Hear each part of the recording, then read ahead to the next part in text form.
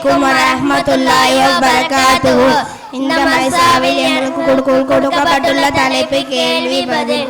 ஸலாத்தில் தொழுகை நிலை என்ன? தொழுகை இஸ்லாத்தின் தூண்களின் இரண்டாவதாகும். மறுமை நாளில் முஸ்லிமிடம் எதை பற்றி முதலில் விசாரிக்கப்படும்? தொழுகை பற்றி விசாரிக்கப்படும். செயலில் சிறந்தது எது? தொழுகையாகும். நமது நபி ஸல்லல்லாஹு அலைஹி வஸல்லம் அவர்கள் மரணிக்கும் நேரத்தில் செய்த உபதேசம் என்ன? தொழுகை பற்றி ஆகும். நயவஞ்சகளுக்கு சுமையாக இருக்கின்ற தொழுகைகள் எது? ஃபஜர் தொழுகை, இஷா தொழுகை. ஜமாத்தோடு சேர்ந்து தொழுவதின் சட்டம் என்ன? ஜமாத்தோடு சேர்ந்து தொழுவது அவசியமாகும். ஜமாத்தோடு சேர்ந்து தொழுவதின் சிறப்பு என்ன? ஜமாத்தோடு சேர்ந்து தொழாதவர்களின்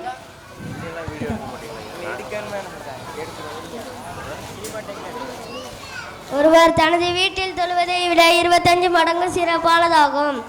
ஜமாத்தோடு சேர்ந்து தொழாதவர்களின் நபி ஸல்லல்லாஹு அலைஹி வஸல்லம் அவர்கள் என்ன செய்ய நாடினார்கள்? ஜமாத்தோடு சேர்ந்து தொழாதவர்களின் வீடுகளை எரிக்க நாடினார்கள். தொழுகையை பேணி தொழாதவர்களின் நிலை என்ன?